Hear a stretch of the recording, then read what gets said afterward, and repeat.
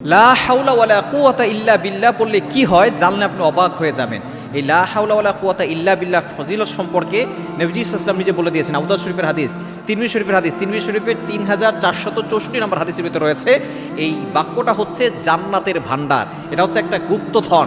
যে ব্যক্তি এই বাক্যের আমল করতে পারবে আল্লাহ পাক রব্বুল আলামিন তাকে অসংখ্য পুরস্কার দিবেন, দুনিয়াতেও দিবেন, আখেরাতেও দিবেন।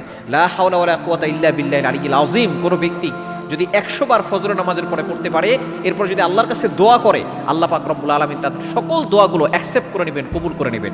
অনেকেই আমাদের কাছে বলে, হুজুর দোয়া করছে, দোয়া কবুল হচ্ছে না।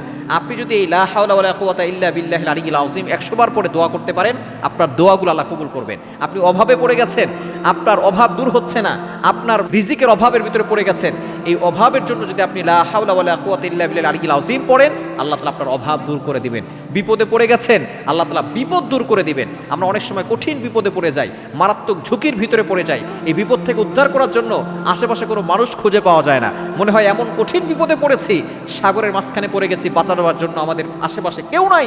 এরকম কঠিন বিপদে পড়ে গেলে লা হাওলা ওয়ালা কুওয়াতা ইল্লা বিল্লাহিল আলিয়্যিল আযীম পড়বেন, আল্লাহ তাআলা আপনার সকল বিপদ দূর করে দিবেন। শুধু তাই নয়, এই বাক্য দ্বারা আপনি আল্লাহর নৈকট্য অর্জন করতে পারবেন। আপনাকে আল্লাহ পাক রব্বুল আলামিন মন থেকে শক্তিশালী করবেন। আপনার শরীর দুর্বল থাকে, শরীর দুর্বল, মন দুর্বল, আপনি এই বাক্যটা বেশি বেশি পড়বেন, দেখবেন আল্লাহ তাআলা আপনার মনটাকে শক্তিশালী করবেন, আপনার শরীরকে শক্তিশালী করবেন। সুতরাং এই বাক্যের ফজিলত বলে শেষ করা যাবে না। আল্লাহর নৈকট্য অর্জন হয়, অভাব দূর হয়, বিপদ দূর হয়, কষ্ট দূর হয়, বালা মুসিবত দূর হয়। শুধু তাই নয়, আল্লাহ পাক রব্বুল আলামিন দুশমনি থেকে হেফাজত করে, হিংসুকের চোখ থেকে হেফাজত করে। সুতরাং প্রতিদিন ফজরের নামাজের পরে এই বাক্যটা 100 বার পড়বেন, লা হাওলা ওয়ালা কুওয়াতা ইল্লা বিল্লাহিল আলিয়্যিল আযীম। দেখবেন আল্লাহ তাআলা আপনার সকল কষ্ট দূর করবেন এবং আল্লাহ তাআলা আপনার জন্য শান্তির ব্যবস্থা করে দিবেন।